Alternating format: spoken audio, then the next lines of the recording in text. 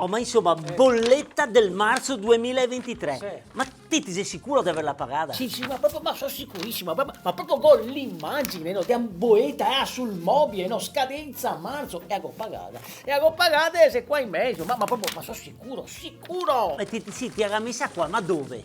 Ok, qua in mezzo, qua. Eh sì, perché Titti cataloghi tutto, vero? Allora, comunque, senti, butta via, no, ese qua, però, e vediamo un attimo dove. Allora, questa quasi è una boeta del 2004.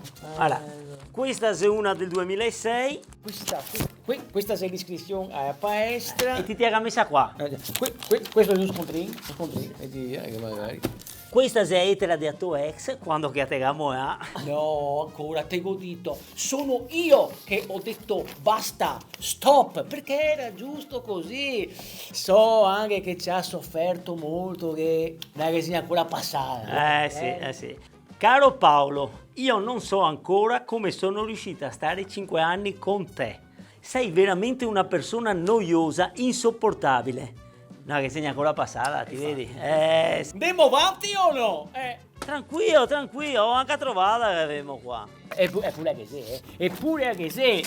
Ciao. Ah no, pareva. E invece? E invece se l'invito a un matrimonio di tuo ex. Ascoltami, ora che sei meglio che ti chiami il servizio Veritas. No. Ascoltimi, adesso andiamo avanti ancora un fiattino, dai. Se fra 2 ore. 2 ore! 2 ore non avevamo trovato niente e ora andiamo a Sportello Veritas. E perdiamo mezza giornata. Dai, 2 ore, giuro, 2 ore.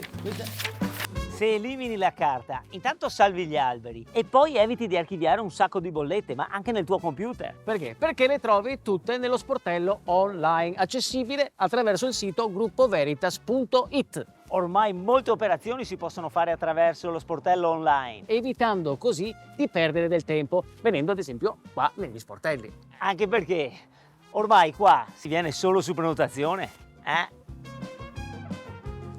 Vado? Vai. Vado. Dunque, questa è una moneta del 2007. Questa è la ricetta dei bussolai buranei. Oh, provo un po', posso tenermi a che voglio provare a farli? Sì.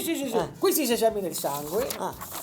Oh, colesterolo altino, Sì, non do miedo, però. No, prova che a borsa. Provo con questa? Sì. Oh, certo che dopo dice che l'Amazzonia si deve sparire.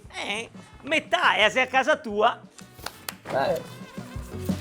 Bolletta del 2000 euro.